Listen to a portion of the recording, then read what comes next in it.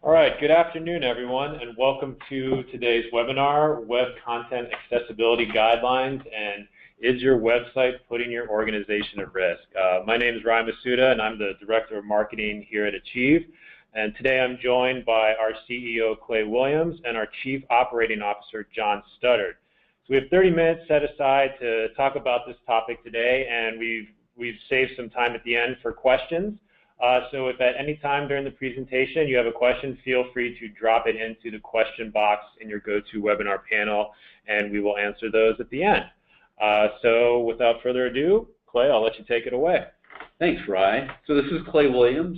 We're here to talk a little bit about web accessibility and what you should be looking forward to doing with your website, and whether or not your website can be putting your organization at risk. So first we'll start with a few introductions or some background information.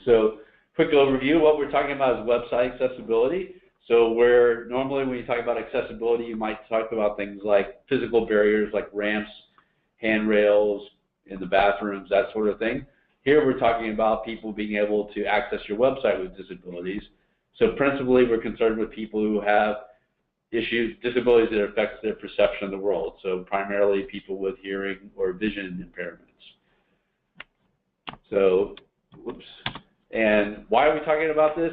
Well, simply, the reason why you want to have an accessible website is simply the right thing to do. You should design your website to be accessible for all users, not just most users. And indeed, you may also have a legal obligation to do so.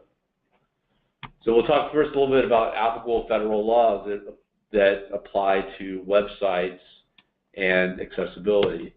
So first, there was Section 508 of the Rehabilitation Act of 1973. In this act, Congress set aside or instructed federal agencies to make their electronic and information technology accessible to people with disabilities.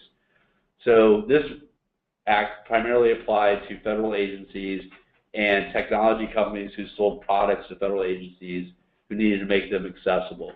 So most of the people listening in today probably aren't covered by Section 508, but you will see the term Section 508 mentioned in the literature when you're Googling about website accessibility. The more important act that we're concerned about is the Americans with Disability Act of 1990, and in that act, Title III requires that people of all abilities should have equal access to anything that's of a public accommodation. So essentially, it's unlawful to discriminate against people with a disability. So how does that relate to the web? Well, the interesting thing is a public accommodation. So the definition of a public accommodation is a facility operated by a private entity whose operations affect commerce. The Act specifically lists 12 categories, but examples of organizations that would apply would be hotels, restaurants, stores, movie theaters, the typical things that most of us enjoy on a regular basis, as well as services like dry cleaners, banks, doctors' offices, healthcare providers, educational institutions, even homeless shelters and social service organizations can be considered public accommodations. So why now, you might ask? So the ADA was adopted in 1990, and most of us weren't on the World Wide Web back then. So why is that such a big deal? Well, what's happened recently is there have been court decisions that have determined that websites, in some cases, may be considered public accommodations, and hence the ADA would apply to those. So we're going to talk a little bit about the case law that's brought this to light. So starting back in 2008, there was a landmark case between the National Federation for the Blind and Target, and the claim of the National Federation of the Blind was that Target's e-commerce website actually discriminated against people with vision impairments because they were unable to enjoy the shopping experience on the web. Target claimed that the website was not a public accommodation, didn't have to be accessible, and ultimately that case was settled with the decision that the website was indeed a public accommodation and subject to Title III of the ADA. So a more recent court case actually settled just last month here in South Florida In June, the judge decided that Winn-Dixie's website is heavily integrated with the company's physical store locations, making it subject to the ADA as a public accommodation. So his decision will also require the company to update its site and pay legal fees. So looking forward then, so what kind of guidelines are out there? So the Department of Justice has really failed to issue guidance on websites and accessibility. In fact, there was a guidance due back in 2016 from the DOJ, and that's been delayed till 2018. And since we are talking about in this regard to a new regulation, given the current administration's proclivities with regards to regulations, it's unlikely that we'll see something in 2018. So where does that leave us is legal precedents. So absent any specific federal regulations, the courts have more or less settled on WCAG 2.0 as a suitable standard for ADA compliance. So next up, where does that leave us?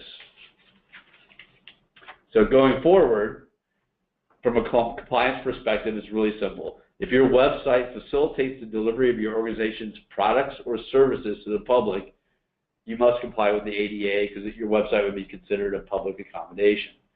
WCAG 2.0 has become the established legal standard for organizations who must comply with the ADA.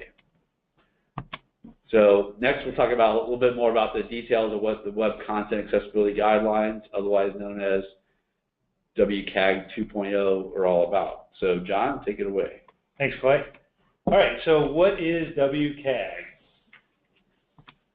So a little background on it real quick. It was published by the World Wide Web Consortium, which is the W3C, and they use it to establish best practices for designing websites for accessibility. The next question that probably begs is, what is the W3C? So the W3C is the guys who came up with HTML, FTP, SSL, so they set all the standard for what the web operates on. So WCAG is made up of four principles. So the principles are that content must be perceivable. Users are able to easily see and hear the content. The second one is it's operable. Users can navigate and easily find content without difficulty. Content must be understandable, so it must be easy for anyone to use and understand. And it must be robust. It must be compatible with current and future user tools, including assistive technologies. So there's an acronym for the four principles called POUR, P-O-U-R. So from there, it's broken down into levels of compliance. So there are three levels. There's level A, level AA, and level AAA. So level A is a minimum level of accessibility through markup, scripting, and other technologies that interact with or enable access through the user agents. So it's the most basic accessibility. It includes things like making your site have text alternative to non-text content, ensuring that you have organized navigation. You have no autoplay on any of your media. There's no flashing content. All of your content has an assigned language, which is meaningful to these assistive technologies like screen readers. You have meaningful full page titles, and you have identifiable errors whenever you have input. So level AA is an enhanced level of accessibility that combines the level A requirements with some additional design and content presentation options. So building upon level A, this is the biggest and most prevalent sector of websites that are out there, and this also provides the largest scope of accessibility. But things that have to happen to achieve level A, some examples are if you have any video content, it must have captions. No images of content or their text cannot be embedded in images. All text must be readable by a screen reader. There must be clear and explicit keyboard cursor focus so that people know where the cursor is within the context of the page. This is where we start to get into visual contrast. So you must maintain at least a contrast of 4.5 to 1 between imagery and backgrounds or text and backgrounds. Text must be scalable to 200% without loss of content or functionality. You must be able to give additional feedback on any errors for inputs. And this also includes greater use of the ARIA tags, which are an enhanced set of tags on top of HTML tags that allow screen readers and assistive technologies to assist the users with a better user experience. And then the final level is level AAA, which is additional accessibility enhancements that are not applicable to all websites. So things like this is pretty much out to the extreme. Most people are not going to achieve level AAA. You do this in rare instances where you have a particular audience you're tailoring your website to. This includes things like videos require sign language and full text alternatives. You must have high visual contrast at 7 to 1. There can be no time limits on pages. There can be no flashing content. Content must be developed at a maximum of an 8th grade level. Content changes require an approval process. And errors must provide detailed instruction and help if there's any type of problem. So, which priority level is acceptable? So there's kind of a rule of thumb here. The simplest way to think about it is the must, should, or may set of priorities. So for level A, you must comply with level A. And this really covers most existing websites, and it's fairly straightforward to bring existing sites up to compliance. So everybody must achieve at least priority A. In reality, though, you should comply with priority AA. So any new websites in development, any sites that are under redesign should be brought to this standard. And then the last one for AAA is you may comply with this depending on the needs of your audience and your organization. So not everybody is going to be level AAA. So what are we seeing out in the world these days? What's happening on the ground right now? Clay's going to give you some real-world examples of some of the things we're starting to see as an agency in this space and some feedback we're getting from some of our clients. Thanks, John. So some legal claims and litigation and demand letters. So we're aware of a number of educational institutions and healthcare providers that have received demand letters from attorneys for representing disabled persons, or have been contacted by trade associations alerting them of such activity.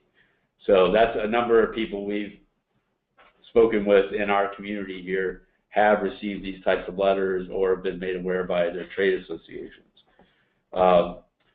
Since 2015, more than 240 businesses have faced federal lawsuits claiming websites are inaccessible. So, and the Carlson Lynch law firm has filed more than 40 cases in the Pittsburgh federal courts alone. And lawyer Scott Denon has sued more than 30 organizations on behalf of Juan Carlos Gil, who happened to be the plaintiff in the Winn-Dixie case. So this is a real threat out there. Although, as an organization, if a suit's brought against you under ADA, the plaintiff, the one bringing the suit, is not allowed to recuperate any kind of damages. However, you can be forced to pay legal fees incurred by the plaintiff and their law firm. So there is some financial risk here for organizations that don't comply if you're in a service area that's being targeted. So how to protect your organization. So there's really 3 steps you want to go through. So first, create a web accessibility policy and place a link to it on your site. Even if you're not currently accessible or don't currently meet the standards of the WCAG requirements, you want to have a policy that's clearly defined on your site what your goals are and what your intentions are. So 2, scan your website to identify any compliance issues. And 3, formulate a mediation plan. So we'll talk about accessibility policy first. So a simple example, if you're already compliant, is something like this. So Acme Inc. is committed to ensuring that its website is accessible to people with disabilities. All the pages of our website will meet W3C WAI's Web Content Accessibility Guidelines 2.0 Level AA conformance. Any issues should be reported to Accessibility at Acme Inc. So in this example, the organization is clearly stating that they have achieved this level of conformance, but they're also more importantly, giving people a way to contact them should they have issues navigating the site with assistive technologies. So it's very important that your accessibility policy have that type of information. So if someone can't reach certain types of content or can't perceive it in the way they need to based on their disability, accessibility policy tells them how to reach out to you to get help. So what if you're not compliant? Still need a policy. So the first thing you want to do is define your target conformance level. Do you think you're going to be priority level A? Maybe it's an older website and that's as good as you think you can get. Or you're going to try to get to priority level AA. Next is define the scope of the policy. You may decide that only certain sections of your site need to be compliant based on the definition of a public accommodation. Or there may be certain types of content on your site that, such as older video content, that you may not be able to make compliant. You may not be able to invest the time and money to add captions or text transcripts to those videos. So defining the scope of the policy tells the user what you intend to do as far as accessibility. And finally, set conformance milestones. So if your goal is to get to priority A and you're working on a plan that will get you there in October, then state that you'll be priority level A compliant in October and set out those milestones. So next we'll talk about compliance options, and John's going to go over some of those with you. Okay, so in compliance options, you really have one of, this is pretty simple, you have one of 2 options. You can update or remediate your current website, or you can start from scratch with a new website. So the approach depends on the age and the scale of your website. If you have a significant investment in your current website, it might make sense to invest in a mitigation plan and for your efforts to achieve compliance. Older websites are typically more expensive to make compliant due to outdated technology. So a WCAG, so things to consider on an older site is you should go through a WCAG site audit, and that can cost anywhere from $10,000 to $50,000, depending on the size and scale of your website and the vendor you go with. Mitigation can also be expensive. So if you're working with a legacy technology that may not be able to facilitate some of the things that are needed to be done to achieve level AA compliance. So it can be a risky and expensive venture to work with an older platform. Only you can make that decision. Obviously, the other way you can go is a redesign or rebuild of your website, or if you're a new venture that starting from scratch. It can be much more cost effective. We also have the added benefit of improving your web presence and delivering new features like mobile-friendly designs, along with your WCAG compliance. So it really depends on where you are in the life cycle of your current infrastructure. If you are considering a redesign or rebuild in the near future, you should absolutely make sure that WCAG is a line item on your requirements document. So what do you need to do to make excuse me, your site compliant? So the structural design of the website and its navigation is the first section. So there's really 3 things here. The technical aspects of implementing this, the content aspects of this, of how it's rendered and presented, And then the third is really the process by which how you maintain content moving forward. So it becomes a kind of a people and process issue. So the structural things, these issues will typically be addressed by your web developer. Make sure that a user can navigate the website using only the keyboard and that all forms can be completed with assistive technologies. Use structural markup tags to clearly identify sections of the web pages and facilitate navigation with assistive technologies. Under site content, you need to ensure that all content provided can be perceived. This is back to our POUR acronym, can be perceived by people with disabilities. Audio and video files should have closed captions or alternative text, and images should not have any text descriptions. They should have text descriptions and or captions. And then the last area, again, is process. Even if your website is compliant, your content editors will need to be trained to ensure that they maintain compliance as new content is added. So this can happen. You do all this work to get compliant, you get the structure in, you get the content where it needs to be, but then you don't have a process for ensuring that you maintain compliance. It's an ongoing thing. It's not a one and done. Okay. So, feeling a bit overwhelmed with all this information, what we wanted to do is provide you guys, obviously we've gone through this process for the last year or so as we're beginning to migrate our systems and the platforms that we use. We have some resources and some suggestions that we wanted to go over with you. Clay? Got it. So what we're going to do is,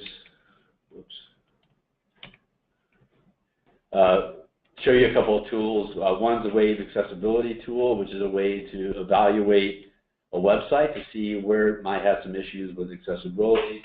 And we'll talk a little bit about JAWS screen reader software. Oops. So the Wave Content Accessibility or Wave Web Accessibility tool is pretty easy to use. You go to the website, which we'll make available to you in the resources after this webinar. Type in the domain name. We picked Winn-Dixie here, given their recent track record. And you see a nice screen overlay with icons indicating where there might be some conformance issues with the specification. So on the left is a summary. So they have 16 errors on the site, some alerts, and some other items.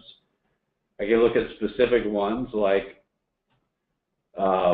this one here, missing form label. So these form fields, if I click on that icon, it tells me exactly what the button is and what's available, or what the issue is. So in this case, this form field doesn't have, the button doesn't have a label associated with it. So a user trying to navigate this with screen reading technology is not going to know what that button does when their screen reader encounters it. Yeah, the shadow text in the search bar there, or in the search field, is not picked up by the screen reader. It needs an explicit tag. So that's some of the things. So a user is not going to know that that's a search and a locator inputs at the top of the screen there. So as you can tell looking at this, we're looking at one page of the Winn-Dixie site, and we've got a lot of errors and flags and items that have to be evaluated. So this process can be pretty extensive and take quite a bit of time. We'll show you another site, the palmbeachguide.com, which is quite compliant. You'll notice, first of all, this is an important point, it shows 3 errors for this website. However, when I scroll through the website, there are no red boxes on the page. And this is an important distinction. Just because you have an error or an alert doesn't mean you're violating the spec. It just means the tool suspects that you may be, and it requires further investigation. Yeah, I think that's one of the important points to make at this juncture is that these tools are very rudimentary at this point. There's a fair amount of roadkill of tools that we've tried and disposed of recently. This Wave tool is one of the best tools out there, but it's by no means a silver bullet. You can't fire this thing at your website and fix all the red tags and you're good to go. What people don't typically understand about this is that it takes a fair amount of analysis and review on a page-by-page basis to determine what's appropriate and what's not appropriate. So sometimes the tool may report something, either a false positive, or may report something that appears to be an error, but in the context of how that content is being presented, it wouldn't make sense. So say there's a missing alt tag on an image. Well, if it's an image that's the background image of the theme, it doesn't need an alt tag. It would actually create more confusion than not with the disabled user.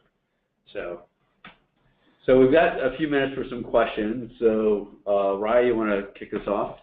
Sure. So can you guys discuss some of the assistive technology in current OS? I'm not sure that a lot of people are familiar with it. So that's a great question. So one of the most common screen reader softwares or assistive technology is a product called JAWS, which is available for free for download. I would encourage anyone curious to actually download it and try to navigate their website with it. It's quite enlightening. More modern software tools, like for example Windows 10, now has a screen reader technology embedded in it. So that's available right out of the box in the OS. And so does the Mac. The latest versions of Mac's OS 10 have screen readers built in as well. Another place to look is if you, depending on the browser you use, if you use Chrome or Firefox, you can simply search for web accessibility in their extensions and plugin directories, and there are a number of additional tools out there that you can use as plugins to your browser to assist with this. So what platform should I use to have a compliant website? So, that's a case-by-case basis, obviously. It depends on if you have legacy stuff you're maintaining. If you have the luxury of selecting a new platform, obviously the most people these days are utilizing the open source platforms like WordPress and Drupal. Also, if you're a Microsoft shop, you'll be developing stuff on a .NET stack. Here at Achieve, we work with a number of platforms, our legacy trusted partner platform, .NET platforms, as well as WordPress and Drupal. Moving forward, we've made the decision internally, we're developing all of our new web projects on the Drupal 8 platform. Drupal 8 out of the box is very WCAG compliant. For its administrative and back-end stuff, all the hotkeys and menus all the menus and drop-downs are all hotkey enabled. Everything is screen reader compatible out of the box. Everything that Drupal renders is HTML5 compliant. The ARIA tags, which are the enhanced tags that are compatible with the assistive technologies like we just talked about, like with JAWS and the screen readers, are included.